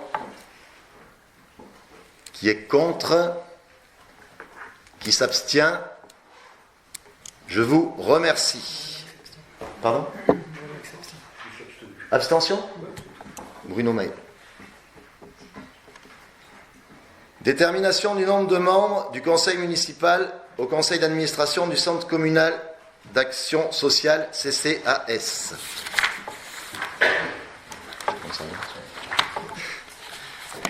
L'article L123-6 du Code de l'action sociale et des familles précise que le conseil d'administration du CCAS est composé du maire, qui en assure la présidence, et en nombre égal de membres élus par le conseil municipal et de membres de la société civile désignés par le maire. Le nombre des membres du conseil d'administration est fixé par délibération du conseil municipal. Membres élus par le conseil municipal. Ils sont élus au scrutin de liste à la représentation proportionnelle au plus fort reste, sans panachage et vote préférentiel. Des membres nommés par le maire, et parmi eux doivent figurer un représentant de l'Union départementale des associations familiales, un représentant des associations de retraités et de personnes âgées, un représentant des associations de personnes handicapées, un représentant des associations qui œuvrent dans le domaine de l'insertion et de la lutte contre l'exclusion. Je vous propose de fixer à 13 le nombre de membres du conseil d'administration du CCAS, soit le maire, 6 membres élus par le conseil municipal et 6 membres nommés par le maire parmi les associations. Auparavant, ce chiffre était fixé à 15. Le CCAS nous a fait remonter la difficulté qu'il rencontrait parfois, en raison de l'absentéisme des membres de certaines associations, à atteindre le quorum et à pouvoir valablement délibérer. Par conséquent, sur proposition du directeur du CCAS, je vous propose de descendre à 13 le nombre de membres. Des réactions ou observations? Qui est contre? Qui s'abstient? Je vous remercie. Et dans la suite logique, nous allons passer à l'élection des membres du conseil d'administration du Centre communal d'action sociale. L'article L123.6 du Code de l'action sociale et des familles précise que, outre son président, le conseil d'administration du CCAS comprend des membres élus en son sein à la représentation proportionnelle par le conseil municipal. Je remercie, messieurs, dames de l'opposition, de nous avoir fait parvenir les noms de vos candidats, et je vous propose donc une liste composée de Karim Ridouani, Margot Romani, Laetitia Amblard, Nadège Brouillet, Gaël Nicole Nartigue, Agathe Pasquier. Y a-t-il des candidatures supplémentaires? Y a-t-il des observations? Nous allons passer au vote. Qui est contre? Qui s'abstient? Je vous remercie. Composition de la commission d'appel d'offres. La commission d'appel d'offres est l'organe chargé pour les collectivités territoriales et les établissements publics locaux, à l'exception des établissements publics sociaux ou médico-sociaux, d'examiner les candidatures et les offres et d'attribuer le marché. Elle dispose du pouvoir de déclarer la procédure infructueuse et doit donner son avis favorable pour l'engagement d'une procédure négociée. Le Code de la commande publique ne précise plus le régime et la composition de la commission d'appel d'offres. Seules les dispositions du Code général des collectivités territoriales sont applicables en la matière. Cette commission est composée de membres à voix délibérative, issus de l'Assemblée délibérante, et, le cas échéant, de membres à voix consultative, autorisés à participer aux travaux de la dite commission, ou convoqués facultativement par elle. Elle est obligatoirement réunie pour les marchés formalisés, sauf urgence impérieuse. La commission est composée dans une commune de 3500 habitants et plus et d'un établissement public par l'autorité habilitée à signer la convention de délégation de service public ou son représentant, président, et par 5 membres de l'Assemblée délibérante élus en son sein à la représentation proportionnelle au plus fort reste. Il est procédé, selon les mêmes modalités, à l'élection de suppléants en nombre égal à celui de membres titulaires. Le quorum est atteint lorsque plus de la moitié des membres ayant voix délibérative sont présents. Si après une première convocation, ce quorum n'est pas atteint, la commission est à nouveau convoquée. Elle se réunit alors valablement, sans condition de quorum. Lorsqu'ils y sont invités par le président de la commission, le comptable de la collectivité et un représentant du ministère chargé de la concurrence peuvent participer, avec voix consultative, aux réunions de la commission. Leurs observations sont consignées au procès-verbal. Peuvent participer à la commission avec voix consultative des personnalités ou un ou plusieurs agents de la collectivité territoriale ou de l'établissement public désigné par le président de la commission, en raison de leur compétence dans la matière qui fait l'objet de la délégation de service public. Cette commission est composée du maire et assistée de 5 membres titulaires et de 5 membres suppléants. Je vous propose comme membres titulaires Mesdames Juline Héritier et Nadège Brouillet, Messieurs Alexandre Dartigue, Yann de Bernardi et Gérald Cantourné, comme membres suppléants Madame Jannick Fevrier, Messieurs Mathias Lavolée, Claude Pazelli, Benoît Lalire et Florian Grenier. C'est l'inverse. C'est Florian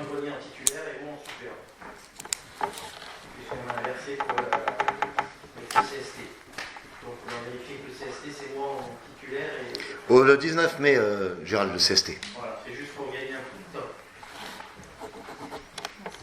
On avait peur que l'ordre du jour soit un peu lourd ce soir. Bah oui, ça va être souvent comme ça. Donc voilà, on inverse. Merci de cette précision. Y a-t-il d'autres candidatures? Je vous propose de passer au vote. Qui est contre? Qui s'abstient? Sont donc proclamés élus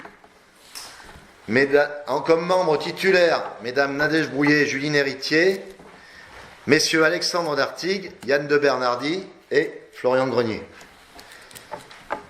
Comme membres suppléants, Madame Jannick Février, Messieurs Mathias Lavolée, Claude Pazelli, Benoît Lalire et Gérald Cantournet.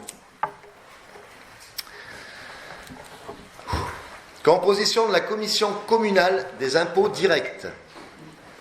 L'article 1650 du Code général des impôts précise: dans chaque commune, il est institué une commission communale des impôts directs composée de 7 membres, à savoir le maire ou l'adjoint délégué, président, et 6 commissaires. Dans les communes de plus de 2000 habitants, le nombre de commissaires siégeant à la commission communale des impôts directs ainsi que celui de leurs suppléants est porté de 6 à 8. Les commissaires doivent être de nationalité française ou ressortissants d'un État membre de l'Union européenne, être âgés de 18 ans révolus, jouir de leurs droits civils, être inscrits au rôle des impositions directes locales dans la commune, être familiarisés avec les circonstances locales et posséder des connaissances suffisantes pour l'exécution des travaux confiés à la commission. Peuvent participer à la commission communale des impôts directs, sans voix délibérative, les agents de la commune, dans les limites suivantes. Un agent pour les communes dont la population est inférieure à 10 000 habitants. Les commissaires, ainsi que leurs suppléants en nombre égal, sont désignés par le directeur départemental des finances publiques sur une liste de contribuables en nombre double, remplissant les conditions sus-énoncées, dressées par le conseil municipal. La désignation des commissaires et de leurs suppléants est effectuée de manière que les personnes respectivement imposées à la taxe foncière, à la taxe d'habitation et à la cotisation foncière des entreprises soient équitablement représentées. La durée du mandat des membres de la commission communale des impôts directs est la même que celle du mandat du conseil municipal. Leur nomination a lieu dans les 2 mois qui suivent le renouvellement général des conseils municipaux. À défaut de liste de présentation, ils sont nommés d'office par le directeur départemental des finances publiques 1 mois après mise en demeure de délibéré adressé au conseil municipal. Le directeur peut, sans mise en demeure, procéder à des désignations d'office si la liste de présentation ne contient pas soit 24 noms dans les communes de 2000 habitants ou moins, soit 32 noms dans les communes de 2000 habitants, ou contient des noms de personnes ne remplissant pas les conditions exigées au premier alinéa. En cas de décès, de démission ou de révocation de 3 au moins des membres de la commission, il est procédé dans les mêmes conditions à de nouvelles désignations. Le mandat des commissaires ainsi désignés prend fin avec celui des commissaires choisis lors du renouvellement général du conseil municipal. Fonctionnement de la commission, article 345 du Code général des impôts. La commission communale des impôts directs se réunit à la demande du directeur départemental ou, le cas échéant régional, des finances publiques ou de son délégué, et sur convocation du maire ou de l'adjoint délégué, ou à défaut du plus âgé des commissaires titulaires. Les membres de la commission délibèrent en commun à la majorité des suffrages. Ils ne peuvent prendre aucune détermination s'ils ne sont au nombre de 5 au moins présents. En cas de partage égal des voix, la voix du président est prépondérante. Compétence de la commission. Dresser avec l'administration la liste des locaux de référence retenus pour la détermination de la valeur locative des biens imposables à la taxe foncière sur les propriétés bâties et à la taxe d'habitation, déterminer la surface pondérée et établir les tarifs d'évaluation correspondants, selon l'article 1503 du Code général des impôts, Procéder à l'évaluation des propriétés bâties pour l'assiette des mêmes taxes selon l'article 1505 du Code général des impôts et arrêter les tarifs d'évaluation des propriétés non bâties selon l'article 1510 du Code général des impôts. Formuler des observations et avis sur la liste annuelle des personnes assujetties à l'impôt sur le revenu ou à l'impôt sur les sociétés, article L111 du livre des procédures fiscales, ou sur les réclamations portant une question de fait relative à certains impôts directs locaux, et désigner 2 de ses membres pour assister aux opérations d'expertise ordonnées par le président du tribunal administratif si la réclamation lui a été soumise. Recevoir dans certains cas, communication dans certains cas, des propositions de dégrèvement. J'informe le conseil municipal que n'ayant pu déterminer une liste de 32 personnes, la liste des conseillers municipaux, soit 29 personnes, sera transmise à la direction départementale des finances publiques. Désignation d'un représentant du conseil municipal à l'association syndicale du bas Grésivaudan. Il faut voter. Ah oui, je ne l'avais pas celui-là. On revient en arrière puisqu'il faut voter le fait que la liste des 29 personnes sera transmise à la direction départementale des finances publiques. Est-ce que quelqu'un est contre? Est-ce que quelqu'un s'abstient? Je vous remercie.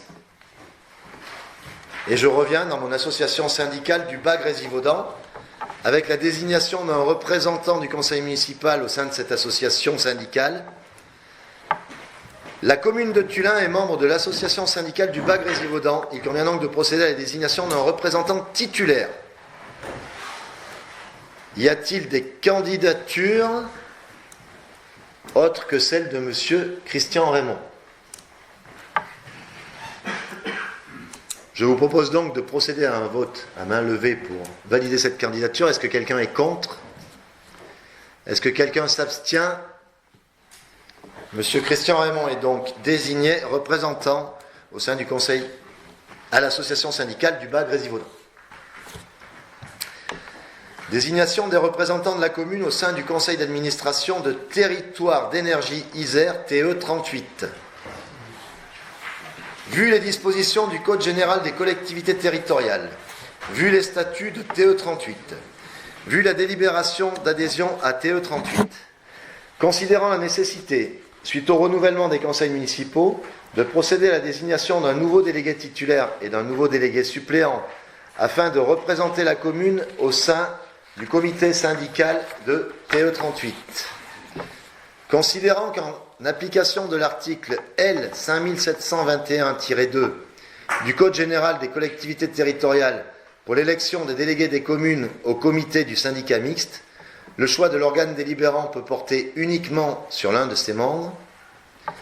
Considérant que le mandat des nouveaux représentants de TE38 ainsi désignés débutera à la réunion d'installation du comité syndical de TE38, je demande au conseil municipal de désigner M. Yann de Bernardi, délégué titulaire, et M. Mathias Lavolée, délégué suppléant, pour représenter le conseil municipal au sein de Territoire d'énergie Isère TE38. Est-ce que quelqu'un vote contre? Est-ce que quelqu'un s'abstient? Je vous remercie. Désignation d'un représentant du conseil municipal à Passiflore. Les statuts de l'association Passiflore prévoient parmi les membres de droit un représentant désigné par la commune. Y a-t-il des candidatures autres que celle de M. Karim Ridouani? Je vous propose donc de désigner M. Karim Ridouani pour représenter le conseil municipal au sein de l'association Passiflore. Est-ce que quelqu'un est contre? Est-ce que quelqu'un s'abstient? Je vous remercie. Délibération numéro 17. Adhésion au Centre d'études et d'expertise sur les risques, l'environnement, la mobilité et l'aménagement, CEREMA. Vu le Code général des collectivités territoriales, vu la loi 2013-431 du 28 mai 2013 portant diverses dispositions en matière d'infrastructures et de services de transport, notamment le titre 9, modifié par l'article 159 de la loi 2022-217 du 21 février 2022 relative à la différenciation, la décentralisation, la déconcentration et portant diverses mesures de simplification de l'action publique locale, vu le décret 2013-1273 du 27 décembre 2013 relatif au Centre d'études et d'expertise sur les risques, l'environnement, la mobilité et l'aménagement modifié par le décret 2022-897 du 16 juin 2022, vu la délibération du Conseil d'administration du CEREMA 2022-12 relative aux conditions générales d'adhésion au CEREMA, vu la délibération du Conseil d'administration du CEREMA 2022-13 fixant le barème de la contribution annuelle des collectivités territoriales et leurs groupements adhérents, considérant que le CEREMA est un établissement public à la fois national et local, doté d'un savoir-faire transversal, de compétences pluridisciplinaires et d'un fort potentiel d'innovation et de recherche, le CEREMA intervient auprès de l'État, des collectivités et des entreprises pour les aider à réussir le défi de l'adaptation au changement climatique. Ces 6 domaines de compétences, ainsi que l'ensemble des connaissances qu'il produit et capitalise, sont au service de l'objectif d'accompagner les territoires dans leur transition. Le CEREMA intervient pour le compte des collectivités sur des missions en ingénierie de 2e niveau, assistance à maîtrise d'ouvrage, expertise, méthodologie, en complément des ressources locales, agences techniques départementales, agences d'urbanisme, établissements publics fonciers, etc., et en articulation avec les ingénieries privées. L'évolution de la gouvernance et du mode de contractualisation avec le CEREMA est une démarche inédite en France. Elle fait du CEREMA un établissement d'un nouveau genre qui va permettre aux collectivités d'exercer un contrôle et de prendre activement part à la vie et aux activités du CEREMA. Au regard des projets d'aménagement et d'urbanisme portés par la commune de Tullin, notamment dans le cadre des actions conduites par le pôle cadre de vie, certains nécessitent un accompagnement technique spécifique à l'image de l'élaboration du schéma directeur immobilier et énergétique. Dans ce contexte, il est proposé que la commune adhère au CEREMA afin de bénéficier de son expertise et de désigner un représentant de la commune dans le cadre de cette adhésion.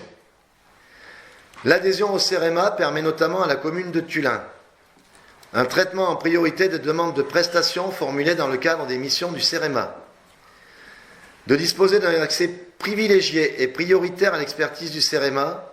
La quasi-régie conjointe autorise les collectivités adhérentes à attribuer des marchés publics au CEREMA par simple voie conventionnelle, sans application des obligations de publicité et de mise en concurrence, de bénéficier d'un abattement de 5% sur ses prestations, de rejoindre une communauté d'élus et d'experts et de disposer de prestations spécifiques en lien avec les enjeux de transition et d'adaptation au changement climatique, de s'impliquer et de contribuer à renforcer l'expertise publique territoriale.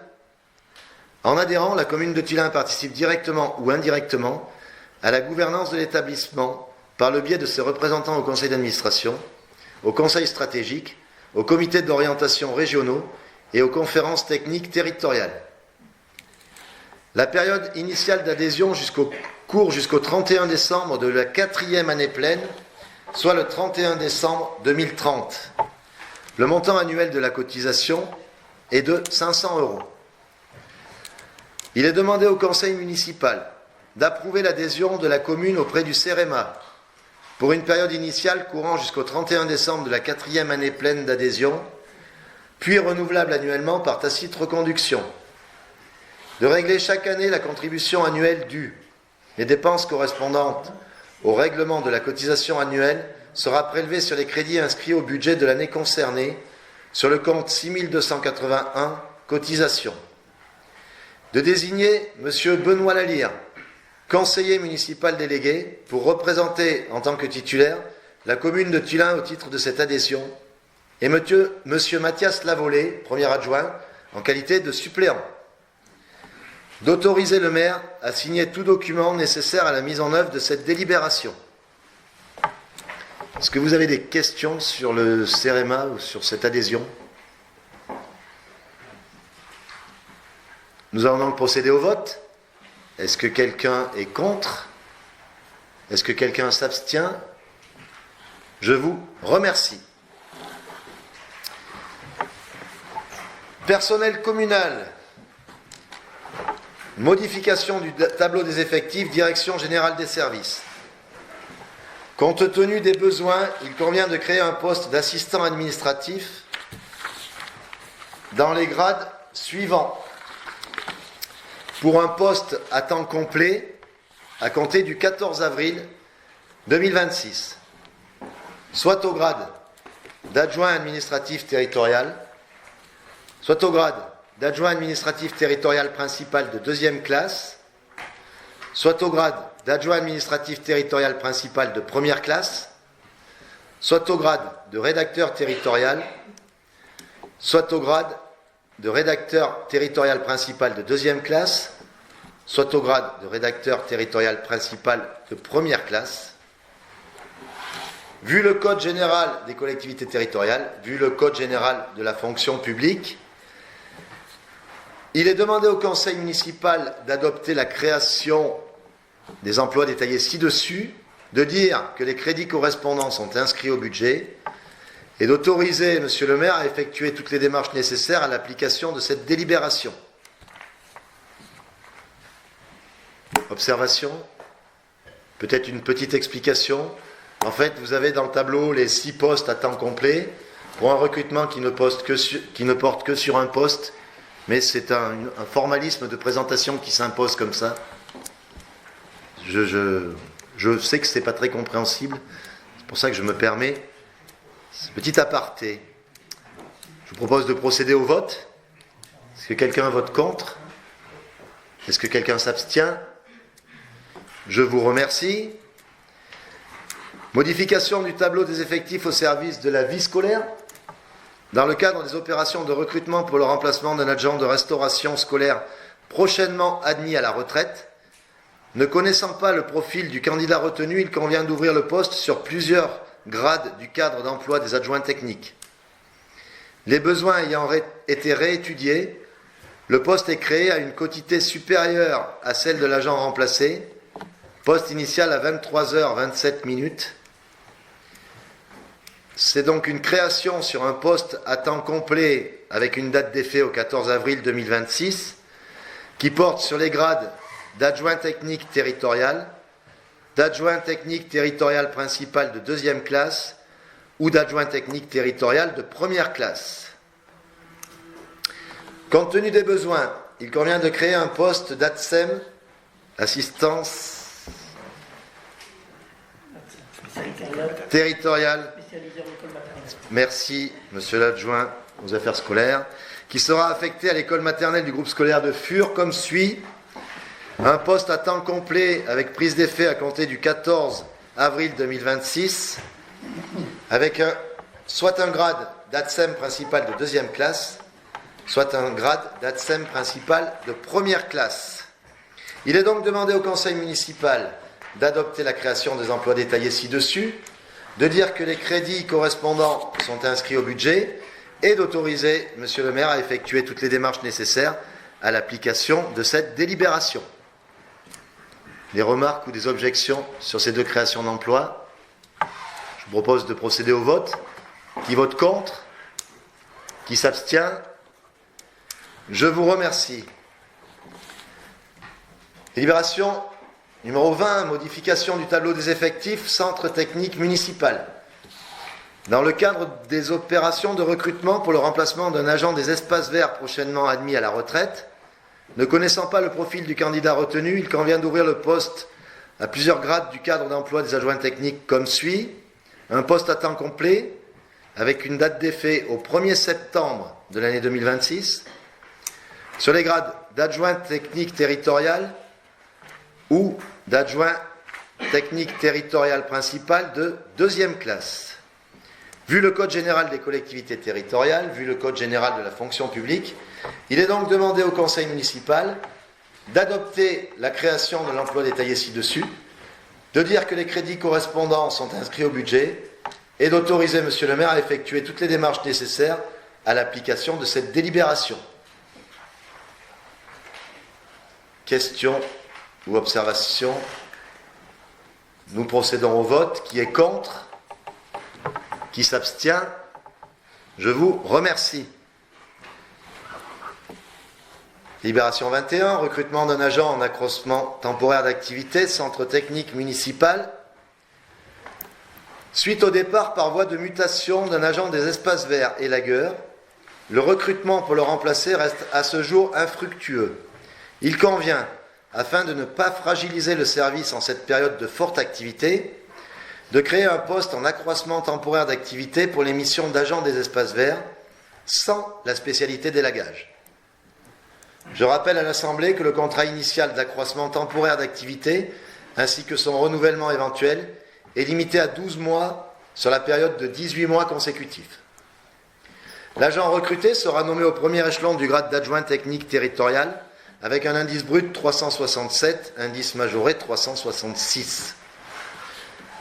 Je vous propose donc la création d'un poste en accroissement temporaire d'activité à temps complet de 35 heures. L'agent sera rémunéré sur la grille d'adjoint technique territorial, indice majoré 366.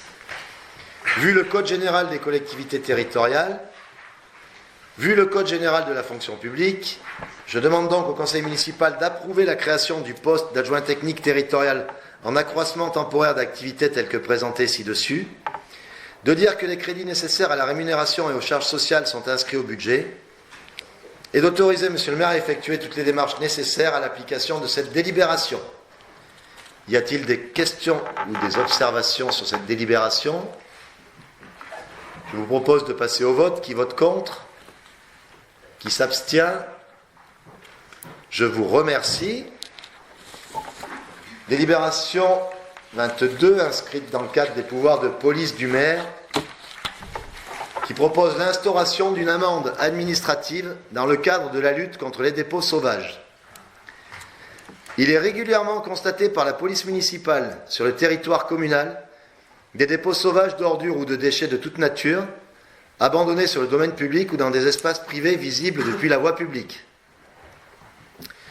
Au-delà de porter atteinte à la salubrité, à l'environnement, à la propreté de la ville, à la qualité du cadre de vie des habitants, ces dépôts sauvages engendrent des coûts non négligeables pour la collectivité, liés aux interventions des services techniques pour l'évacuation des déchets, le nettoyage, voire la sécurisation des sites concernés. Deux types de moyens juridiques à caractère répressif existent pour lutter contre ces incivilités. Les sanctions pénales, définies dans le Code pénal et dans le Code de l'environnement, les sanctions administratives, prononcées par le maire en vertu de ses pouvoirs de police. Dans cette seconde hypothèse, le maire peut, à l'encontre d'un contrevenant identifié, engager une procédure administrative à visée répressive, laquelle ne fait pas obstacle à une éventuelle poursuite pénale concomitante. L'article L541.3 du Code de l'environnement autorise notamment le maire à prononcer une amende administrative pouvant aller jusqu'à 15 000 €, une astreinte journalière, une consignation préalable des sommes nécessaires à l'exécution des travaux d'office aux frais du contrevenant, voire la suspension d'activité ou installation à l'origine du dépôt. La présente délibération porte sur la procédure de l'amende administrative qui comprend 5 phases principales. Le constat de l'abandon de déchets donnant lieu à un rapport circonstancié des agents assermentés. L'information du contrevenant par courrier recommandé avec accusé de réception sur les faits qui lui sont reprochés et les sanctions encourues. Le recueil des observations de la personne mise en cause dans un délai de 10 jours à compter de la réception du courrier. L'émission éventuelle d'un arrêté de mise en demeure assorti ou non d'une amende administrative précisant les délais d'exécution et les voies de recours. L'émission d'un arrêté de sanction si la mise en demeure est restée sans effet. La commune souhaite mettre en œuvre ce dispositif à compter du 1er mai 2026, de manière structurée et graduée, afin de lutter plus efficacement contre les atteintes environnementales récurrentes sur le territoire. L'amende administrative sera graduée selon le volume du dépôt sauvage et la qualité de l'auteur des faits, selon qu'il s'agit d'une personne physique ou d'une personne morale. De plus, et afin de tenir compte de la dangerosité particulière de certains dépôts, notamment ceux contenant des substances polluantes ou présentant un risque pour la santé publique ou l'environnement, il est proposé que le montant de l'amende soit doublé dès lors que le dépôt sauvage comporte des déchets dangereux au sens de la réglementation en vigueur. Sont notamment visés de manière non exhaustive les matériaux contenant de l'amiante, les résidus d'hydrocarbures ou de peintures industrielles, les huiles de vidange ou produits issus d'activités mécaniques, les produits chimiques non identifiés, les batteries, piles et déchets hospitaliers, tout autre déchet classé dangereux selon les critères de l'article R541-8 du Code de l'environnement. Cette modulation vise à protéger les agents municipaux, les riverains et les milieux naturels contre les atteintes particulièrement graves que peuvent provoquer ces substances lorsqu'elles sont abandonnées dans des conditions illégales. Il est demandé au conseil municipal d'instaurer une amende administrative pour toute personne auteur d'un dépôt sauvage ou d'un abandon de déchets et de fixer comme suit le montant de l'amende administrative forfaitaire. Pour les personnes physiques, en fonction du volume du dépôt sauvage, une amende administrative pouvant s'élever de 300 à 5 000 euros. 300 euros étant pour les dépôts de moins d'un demi-mètre cube, 5 000 euros pour les dépôts de plus de 3 mètres cubes. Si ces dépôts contiennent des déchets dangereux, le montant de l'amende est gradué de 600 à 10 000 euros. Pour les personnes morales, le tarif de l'amende administrative pourrait être fixé de 500 à 10 000 euros, avec un montant à 500 pour un dépôt inférieur à un demi-mètre cube et un montant de 10 000 euros pour les dépôts supérieurs à plus de 3 mètres cubes. Si le dépôt sauvage contient des déchets dangereux, ces amendes pourraient être graduées de 1 000 euros pour un déchet inférieur à un demi-mètre cube, à 15 000 euros montant maximal de l'amende administrative pour un dépôt supérieur à 3 mètres cubes, et d'autoriser le maire et ou son représentant à signer les pièces nécessaires à l'accomplissement de la présente délibération. Avez-vous des questions ou observations sur cette amende administrative? Moi, je trouve que c'est une très bonne chose. J'ai juste une petite inquiétude sur le fait que la capacité des services à pouvoir suivre la mise en œuvre de cette procédure. Voilà. Alors, je veux être sûr de bien comprendre. La suivre ou la recouvrer? En tout cas, de pouvoir la mettre en œuvre. C'est vraiment pas lourd comme mise en œuvre. Hein. Comme c'est exposé, un courrier recommandé, un délai. Le problème, il est toujours le même. Il est dans l'identification des auteurs. Voilà. Donc, en fait, c'est une possibilité que la commune s'offre. L'avantage, et il n'est pas négligeable, c'est que les sommes collectées lorsqu'on a des astreintes administratives, à la différence des astreintes pénales, arrivent dans l'escarcelle de la commune et non de l'État. Enfin, dans les amendes pénales, il y a une part à la commune, mais elle est négligeable. Donc, effectivement, c'est quelque chose qui est prévu d'être mis en place selon une méthode graduée, comme c'est prévu dans la libération, avec d'abord une information importante, en espérant que cette information présente un volet répressif conséquent, mais on sait tout un chacun que le volet répressif ne concerne que les gens qui déjà ne déposent pas beaucoup de dépôts sauvages, malheureusement. Et après, derrière, il convient de mettre en œuvre des dispositifs qui visent à l'identification des auteurs, soit avec de la vidéoprotection, soit avec des surveillances particulières. Voilà. Effectivement, vous pointez bien sûr du doigt la limite, c'est d'arriver à une identification formelle et opposable des auteurs.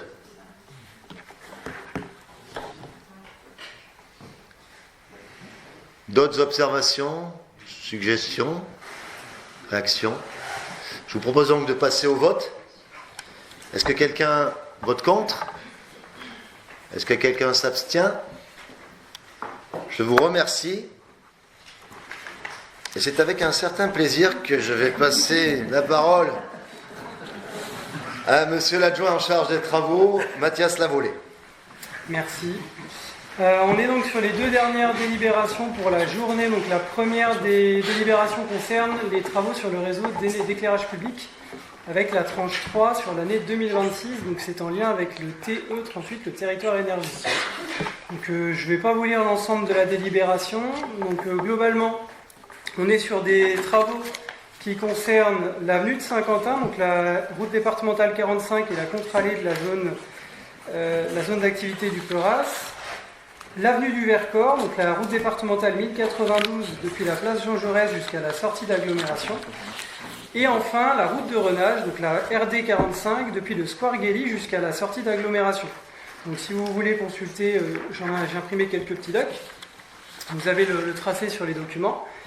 Globalement, ça représente environ 150 points lumineux. À savoir que sur la commune de Tullin, nous avons environ 1150 points lumineux qui sont concernés par les travaux. Donc avec des tranches au regard du coût des travaux qui sont prévus. Donc le prix de revient pour les travaux en question, donc la tranche 3, est de 42 800 € hors taxe, donc qui serait sur la section d'investissement, et 3 424 € de frais de gestion pour le territoire énergie. Le territoire énergie participe à hauteur de 25% du coût des travaux en euros hors taxe, ce qui représente 11 556 €. À savoir, en plus de ces 11 556 €, le TE prend à sa charge la TVA sur cette opération, qui est estimée à 8 560 €. Au final, la participation de la commune est donc de 2 568 €, donc 3 424 x 0,75 pour enlever les 25% du TE, et 32 100 €, donc 42 800 €, même principe, x 0,75.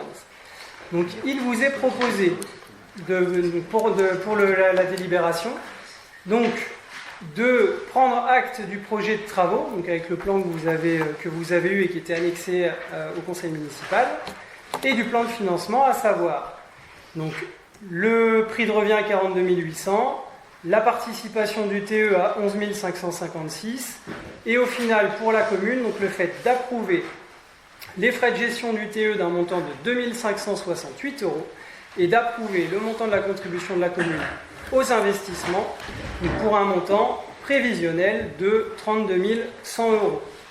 Donc ce montant doit être engagé au budget de la commune. Il pourra être réajusté en fonction de la réalité des travaux et tout dépassement fera l'objet d'une nouvelle délibération et d'un engagement complémentaire. Il vous est également proposé d'autoriser Monsieur le maire à effectuer toutes les démarches nécessaires à l'application de la présente délibération. Avez-vous des questions? Florian? C'est globalement pour Florian les travaux qui étaient prévus normalement. Il n'était pas annexé au compte rendu, c'est pour ça que je faisais Ok. une question sur le plan. Oui, normalement c'est la même chose. Moi, c'était juste pour ajouter que la collaboration avec le 38 fonctionne très bien, parce que Oui. vraiment, je trouve que c'est un boulot phénoménal qu'ils font. On a la chance d'avoir une entreprise chinoise Covecta en plus qui est titulaire du marché de renouvellement sur les luminaires, donc c'est superbe. Ils conservent les mains avec la procédure qu'on avait mis en place avec eux et on change uniquement la tête du candélabre, ce qui nous permet de réduire les coûts et de multiplier le nombre de candélabres qui a été remplacé. On avait passé la barre symbolique, on avait presque passé la barre symbolique des 50% l'année dernière, donc là on les passera sur cette année-là. Et il restera après encore peut-être 2 petites années, je pense, de remplacement avant de pouvoir modifier peut-être les éléments. On a remplacé toutes les armoires déjà sur le précédent mandat qui étaient obsolètes depuis un moment. Et il y aura toutes les options possibles de commande d'éclairage. Ouais. En sachant qu'on passe donc sur des éclairages LED avec des économies d'énergie aussi estimées et la possibilité de moduler aussi l'éclairage en fonction des besoins. Si vous n'avez pas de questions, donc je vous propose de passer au vote. Donc qui est contre? Qui s'abstient? Merci à tous. Le dernier point, donc, du foncier, il est proposé donc au conseil municipal la cession à la SCI de la DUI à l'euro symbolique. C'est précisé dans la délibération, euro symbolique ne donnant pas lieu à un paiement de la parcelle cadastrée BD 389 qui est située au lieu dit Tizin et qui est une parcelle d'une superficie de 65 mètres carrés. Il s'agit d'une régularisation foncière. En 2024, la commune de Tullin a réalisé un travail sur le plan de voirie qui a été porté en lien avec un bureau d'études qui s'appelle le bureau d'études Cordonnette, qui a analysé, évalué l'ensemble des voiries sur la commune de Tullin et qui a identifié un certain nombre de parcelles publiques qui appartiennent à la commune qui ont parfois fait l'objet d'un usage par un propriétaire privé. Donc ces usages ont été identifiés dans le plan de voirie et font l'objet, lorsque c'est possible, d'une proposition de régularisation par Madame Bourillon, donc la dirigeante de la société Cordonnette, qui accompagnait la commune dans le plan de voirie. Donc il s'agit aujourd'hui globalement de la régularisation 61, donc qui est proposée par Madame Bourillon. Donc, pour ceux que ça intéresse, sur le site internet de la mairie, vous avez l'ensemble du plan de voirie ainsi que le tableur associé avec l'ensemble des régularisations envisagées. Donc ces régularisations, elles vont se faire petit à petit parce que il faut comprendre. Pardon ? Combien notre parcelle? 398 maintenant. Oui. 97 avec celle-là. Donc la commune de Tullin a actuellement 398 parcelles qui lui appartiennent, 397 une fois que celle-ci sera cédée. Donc il faut savoir que ces régularisations, ça prend toujours un petit peu de temps, parce qu'il faut prendre contact avec les propriétaires riverains, leur proposer d'acquérir les parcelles, négocier avec eux les conditions, parce que parfois sur certaines parcelles, il y a des conditions de vente qui peuvent être un petit peu plus favorables pour la commune de Tullin. Donc au final, acter la vente officiellement en conseil municipal, puis derrière engager un certain nombre de mesures auprès de notaires. Donc aujourd'hui, ce que nous vous proposons, c'est donc d'acter la vente d'une parcelle de 65 mètres carrés à la SCI de la DUI. Donc cette vente s'effectuera à l'euro symbolique. Il est donc proposé, je vous fais grâce de l'ensemble des textes qui sont ni plus ni moins qu'une répétition de ce que je viens de vous dire, d'approuver la cession de cette parcelle qui est cadastrée DB 389, lieu dit Tizin, d'une superficie de 65 mètres carrés au titre d'une régularisation foncière, et d'autoriser Monsieur le maire à signer tous les documents nécessaires à l'application de la présente délibération, dont acte de cession en office notarial. Acte de cession, c'est pas précisé, mais qui sera donc à la charge de l'acquéreur, comme c'est le cas usuellement. Est-ce que vous avez des questions? Oui. Je suis très heureuse que ce dossier passe à la force des exemples. Et j'avais juste voulu savoir si vous aviez prévu de mettre en œuvre en fait toute cette mise à jour du plan de voirie là, qui est un travail colossal, qui va nécessiter un travail colossal. Voilà, quelle est votre position par rapport à ceci? Moi, je pars du principe que le travail il a été fait, il est pertinent, que c'est un travail, par contre, comme je vous disais, qui est plutôt un travail de longue haleine, qui peut par ailleurs rapporter un petit peu à la commune, mais ça va dépendre aussi des secteurs géographiques et des zonages d'urbanisme associés. Donc, je pense qu'à l'échelle du mandat, c'est un travail qui a quand même vocation à se poursuivre. Après, on sait que les régularisations, ça peut prendre du temps. Parfois, c'est plusieurs dizaines d'années. Donc, arriver à solder complètement ce projet-là d'ici la fin du mandat, dans le meilleur des mondes, oui. Après, à voir en réalité ce que ça donnera. Bien sûr. Oui. Mais en tout cas, on est ouvert à la proposition et c'est bien l'idée. Merci. D'autres questions? Eh bien, si vous n'avez pas de questions, je vous propose de voter la dernière délibération de ce conseil municipal avant de rendre la parole à Monsieur le maire. Donc, pour terminer, qui est pour? Change? Non, c'est pas prévu comme ça. Merci. Pas d'abstention? Pas de contre. Merci à tous. Merci Mathias. On arrive au bout des délibérations de la journée. L'heure est arrivée de passer aux questions orales. Mesdames et messieurs, les adjointes et adjoints, conseillères et conseillers municipaux, à vos questions.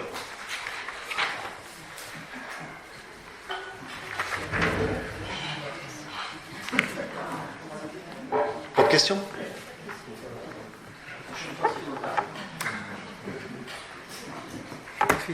Je vous remercie pour ces travaux. Je vais donc procéder à la clôture de cette séance du conseil municipal dès que le PV sera signé par la secrétaire de séance et Ophélie. Mesdames et messieurs les adjointes, adjoints, conseillères et conseillers municipaux, merci beaucoup pour ce temps de travail. Mesdames et messieurs du public, merci d'être venus nombreux, de vous intéresser à la vie de la commune. Merci à la presse de sa présence. Je déclare la séance du conseil municipal du 14 avril 2026 clôturée et je propose aux conseillers municipaux qui le souhaitent de rester dans la salle pour répondre aux éventuelles questions du public s'il y en a. Alors, à condition que vous ne me demandiez pas de relire la délibération.